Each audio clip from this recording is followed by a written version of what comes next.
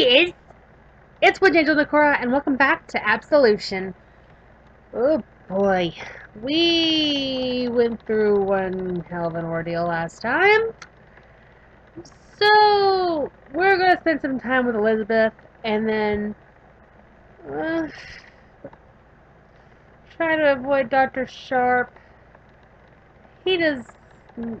He just makes me uneasy. And after our break, we're gonna talk to William because we really need to get to know him more. And I just hope and pray to Gaia that Dr. Krabby Pants can get the stick out of his butt and not fire me. That's all I gotta say. Oop. Sorry if everything's running a little slow. OBS is being a pain in the booty.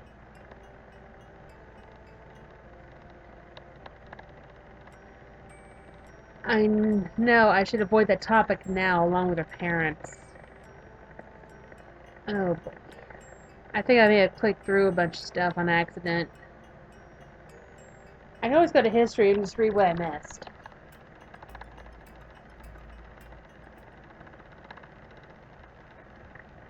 Let's go to history and see if I missed anything. Here we go. I leave my office in search of Elizabeth. Yesterday's conversation took a turn I didn't expect after I mentioned her psychiatrist. I know I should avoid that topic now along with her parents. Okay, now we're good. We're all caught up. Let's go back and talk to Elizabeth. Hey, you! I'm right here, idiot! I hear her voice coming from Office 5. I think that's a 5? The door is open. Taking your sweet time, I see. Sit down. I take a seat next to her. She's not looking at me. Jeez, I've been waiting for you here for the past 10 minutes or so. Jeez, I just now noticed you were in the room. Waiting for me? Who else, dumbass? How'd you even get here?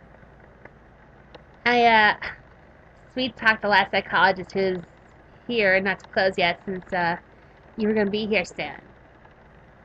Her gaze is fixated on something in her hands. So you expected me to be here? You said you wanted to get me to do some activities, so here I am. She's very true to her word, at least. I like that. What is that you're holding exactly? She has a crumpled piece of paper in her hands. It's private, classified. Were you drawing? No. I mean, a little bit. Hey, don't judge me. I never drew in my life.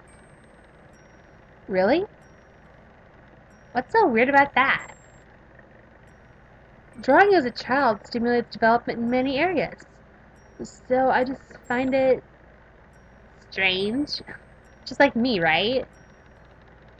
Get over it. It's never too late to start, though. What did you draw? I don't know. Such a weird thing to do. I mean, there's no point. No benefits to it. Not even having a good time? She scoffs. You can't measure that. You can't lose anything without it. Actually, you can lose a lot. Like your mental health in the long run. You implying something?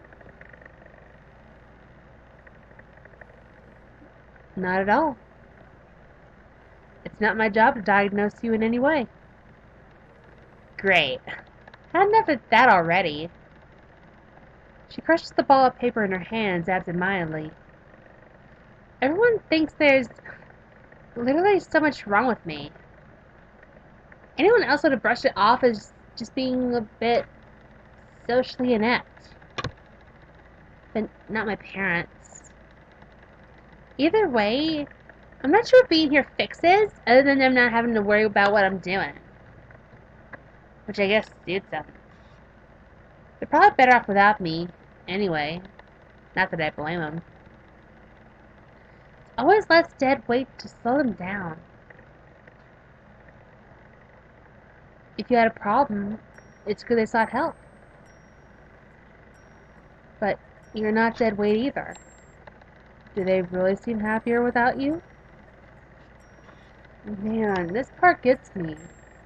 Because I used to be suicidal. Not to change subject or anything. But when my mom passed away, I thought that no one else wanted me. That I thought I was dead weight.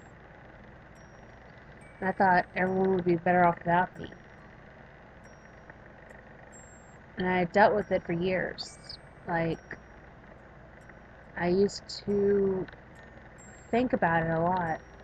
Every time that someone yelled at me, snapped at me, took things the wrong way with me, like, well, when I had a panic attack a long time ago, after knowing my stepdad went into a diabetic coma, and it was all because he didn't eat, and he told me go ahead and give him his insulin.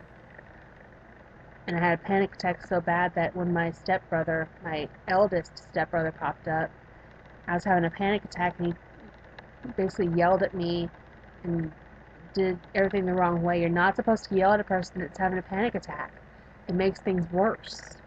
And from then on, I thought it was my fault that led up to his death. And I still slightly blame myself, but everyone says don't blame yourself. And I'm still seeking help when it comes to that, because at times I'll have visions of that day, and it hurts to the point I just want to curl up in a ball and just die. But after I've gotten help, I realized it wasn't my fault. It really wasn't. I was just doing what I was told to do. It was his fault for not getting up and eating, and he just gave up. He more or less said, I'm done. And just laid there and poof. Not to,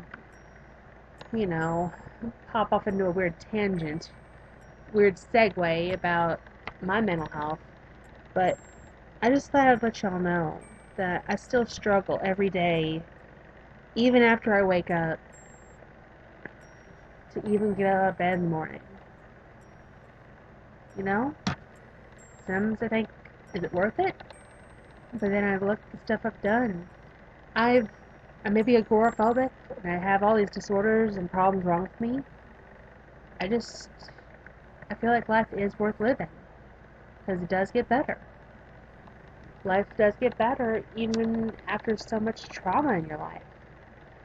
So, if you had a problem, it's good they sought help. I don't need their help. Not when it's like this. A moment passes in silence. So, Miss Price? Oh, it's a nurse! A nurse enters the office suddenly. Yeah, that's me. I was only instructed to make sure you're still in Office 5. Where else should I be? The nurse looks at me. You're not her psychologist. She's here under my supervision. Is there a problem? She looks at me suspiciously and leaves. So her full name is Elizabeth Price. Wait, that last name. I've heard it somewhere before. Elizabeth? What? Are your parents, those Prices? Yes, they are. The richest family in the city. That's them. Oh. I could see why she was reluctant to talk about her family now. What's that look for? Wasn't my choice. I know. I'm sorry. Well then. She gets up to leave. Right. My break's nearly over. See ya. She leaves and I get back to my office. Dang. Well, I said we were going to meet up with William. We haven't done that in a while. I feel like we're doing each one equally because we do Michael and Tom first, then we move on to William and, yeah. Hello. William takes a seat in front of me. So what's the plan for today? He seems eager to talk this time. Great. I may have a few questions today. I read your file. It says that you, spend all your time alone, are known to become aggressive at times, and you refuse to react to the staff members. I want to show you something. If we go to history, he refuses to cooperate with most staff members, meaning he's very antisocial, apparently. But don't jump to conclusions just because he's got panic disorder that he's antisocial. I only talk to them when it's necessary. I don't think I'm obliged to befriend everyone I meet, but I cooperate when it's needed. Overall, what's your relationship with the other patients? It varies from person to person, I guess. I don't pay attention to most of them, and in turn, they leave me be. Some of them act nice, so it wouldn't be right to act cold towards them. And then, there are some that just won't stop bothering me. It's like they don't even realize they don't want to spend any more time with them than necessary. Do any of them give you any trouble? No, it's not like they do anything of the sort. They just persistent. Like one clear no isn't enough for them. Know that for a fact. I see. Don't get me wrong. If they need help or anything like that, I wouldn't avoid them. I'm not that kind of person. But all they seem to want from me is amusement, and I don't appreciate that. I understand. Well,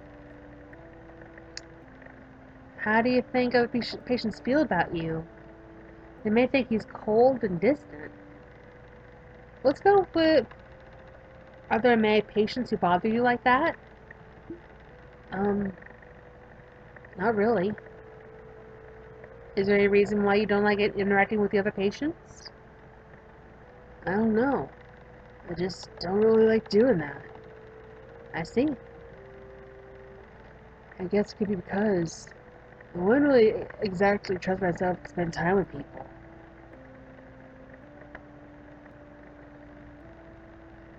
And why is that? Does being with people cause you anxiety? Oh, know that feeling. My recording froze up, so I had to go back to the history and find out what he's saying. You mean like that girl from room 3 that always gets scared when someone tries to talk to her? Oh ho! She seems to have trouble maintaining a normal conversation because of the stress. But no, I'm not like that. Well, at least we found out a little more about him. So you're just naturally introverted and that's it? Most likely. Wow, I'm an introvert myself, actually. Okay then, just want to make sure. He nods. And you were always like this? Um, maybe since some 10 years? 15? I know that's backward. Be quiet, okay? Alright then. Um, did you enjoy being with people before that time? I did. A couple of them in particular. But I must have liked that too much. Oh, we got a heart. And then we have to edit a lot of these freezing ups.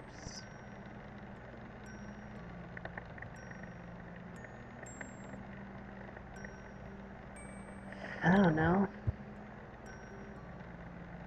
I think it was just shaped over time into what it is now. I can't really tell when it started. Well, that's kind of understandable. And could you ask me when it started to affect your life negatively? Maybe when I was around 16? That's already something. I like to have a timeline I can work with. I looked through my notes quickly. Oh. Are you okay talking about the panic attacks? If I have to. It's not exactly something I'm proud of. I understand. How often do you have them? Usually around once or twice a week. And is there any indication before it happens? Such as shaking, trembling, change in attitude, change in voice? I would say I could tell when it's coming out almost every time. When I get ready to have a panic attack, you'll understand because I start shaking and my blood will run like ice. So you have some time to prepare for it? My preparing is usually hurrying to my room if I'm not already there. I don't I don't like people seeing any of that. Well, if it happens here, what should I do?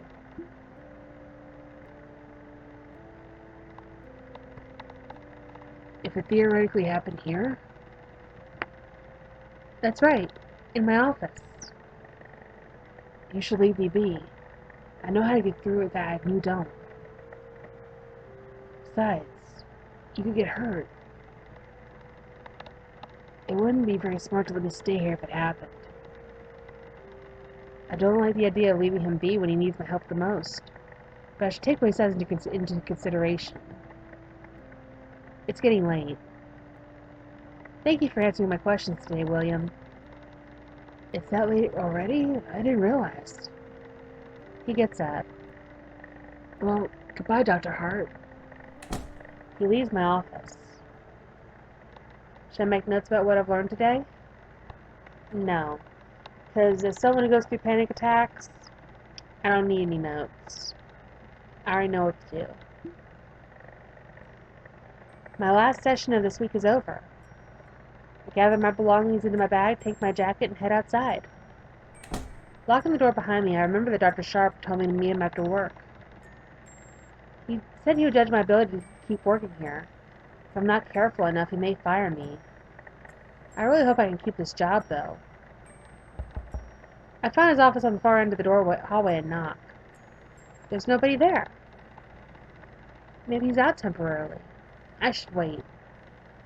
10 minutes pass until I hear footsteps. Miss Hart, you were here early? I nod. I apologize for the wait. I needed to confirm something before our meeting. He unlocks the door and I go in. Oh, I'm nervous! The office looks the same as it did a week ago. I seem to be interrogated every time I'm here. I hope I can handle myself today.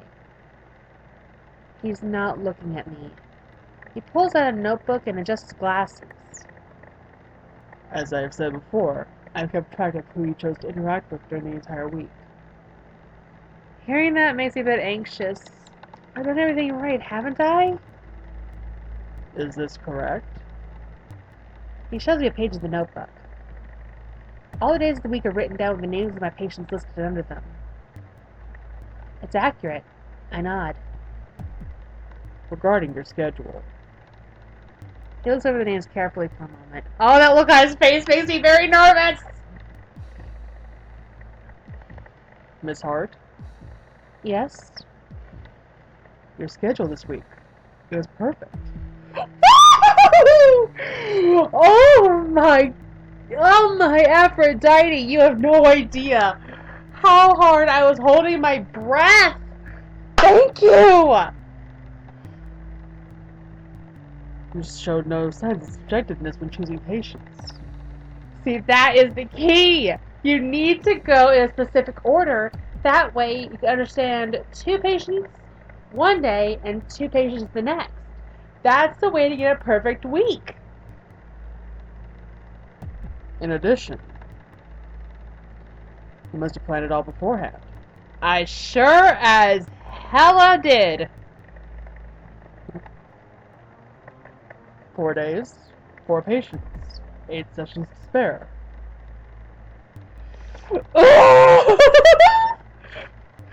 Sorry, I'm getting so excited over this. I just thought when you have 4 patients, you have to see them regularly. That way, you don't pick favorites. Yes, yes, yes. I admit, you have impressed me, Miss Hart. Did I just hear a compliment from him? I could go for a bowl of ice cream after this is over. I don't know.